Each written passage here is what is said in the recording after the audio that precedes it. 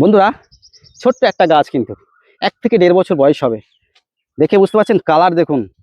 অনেকেই কিন্তু এর কালারে কিন্তু প্রেমে পড়ে যায়। বিদেশি যত রকম আমের ভ্যারাইটি আছে বা বিদেশি কালারফুল আমের ভিতরে আমি তো মনে করি সেরা একটা ভ্যারাইটি। গাছটা একটু বড় হয়। যাদের বাড়িতে উপযুক্ত জায়গা আছে আপনারা অবশ্যই এই আমটা করুন। কিং অফ চাকাবাদ আপনাদের মন ভরিয়ে দেবে। যেমন সুন্দর খেতে, সুন্দর কালার হয় আর সুন্দর সাইজ হয়।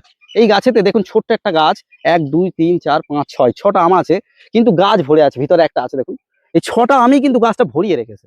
সাইজ দেখে বুঝতে পারছেন, 700 800 প্রায় 1 কেজি, অনেক সময় 1 কেজি ক্রসও করে এই ভ্যারাইটিটা। যাই হোক, কালারফুল আম যারা পছন্দ করেন তাদের লিস্টে অবশ্যই চাকাপাত রাখুন। মনে করলে আপনারা একটু গাছ ছাঁটাই করে ছোট করে আপনারা ছাদ বাগানেও করতে পারেন।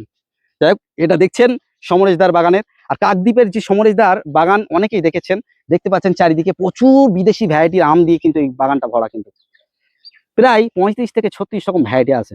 আর সমস্ত ভ্যারাইটি কিন্তু লেটেস্ট লেটেস্ট ইন্ডিয়ান হাইব্রিড থেকে শুরু করে কালারফুল বিদেশি ভ্যারাইটি। দেখতে অবশ্যই চ্যানেল ভিজিট করুন। আর আজকের এই শর্টসটা দেখে কেমন লাগলো বলবেন। যদি ভালো লাগে একটু লাইক করে চ্যানেলের পাশে থাকবেন। টাটা।